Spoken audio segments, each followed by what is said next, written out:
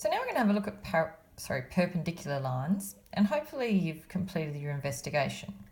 And you might have found some things like this. So you might have found a pair of lines, something along the lines of y equals 2x plus 4 and y equals negative a half x take 3, and realised, hey, they're perpendicular, they're at 90 degrees to one another. You might have found another pair of lines, y equals 3x minus 5 and y equals negative a third x plus 4, and realised that, hey, they're also perpendicular to another. And you might have looked at something like this, y equals 3/5 x plus 1 and y equals negative 5/3 x take 4, and realised that they're perpendicular to each other. So you might have been trying to work out how to describe it. And notice basically they've got opposite sign. This is positive, this is negative. This 2 is sort of like a half flipped over.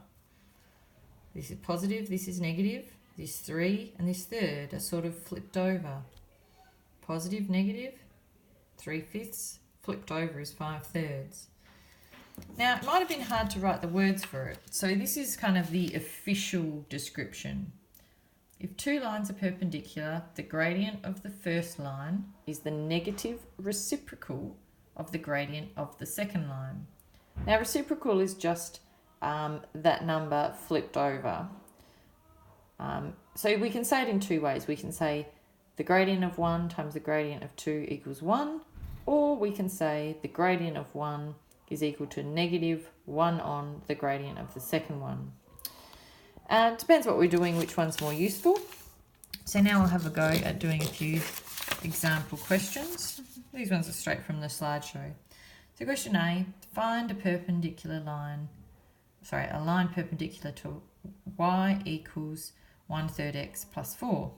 Well, in this one, our first line has a gradient of a third, which means we need our second line to have a gradient that's the opposite sign, and it's 1/3 flipped over, so as if we turn the 3 and the 1 over the top. So pretty much any equation that has a gradient of negative 3x will do. So we could say, I don't know, plus 5, and that will be perpendicular. The constant really doesn't matter. It's the gradient that does.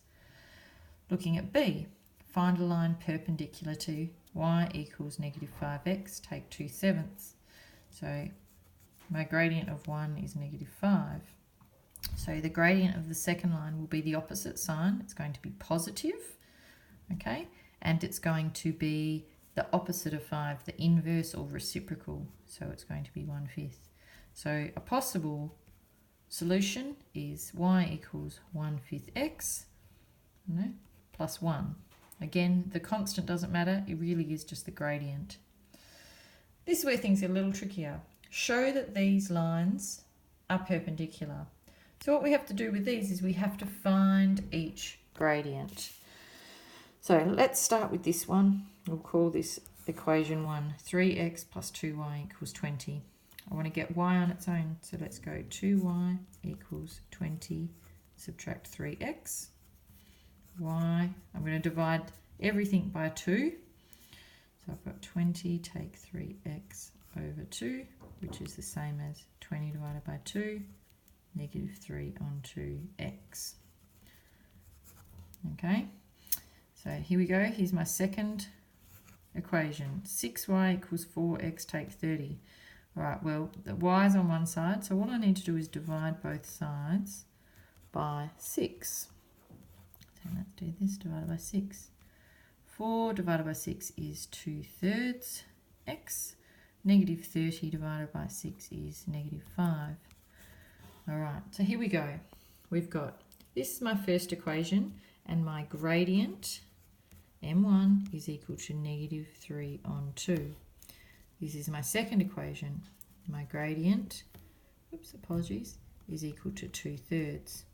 Now the easiest way to prove this is to use this section, where we go, where it says m1 times m2 equals 1.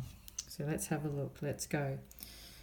m1 times m2 equals negative 3 on 2 times 2/3 And does that equal -1? Yes. So therefore they are perpendicular.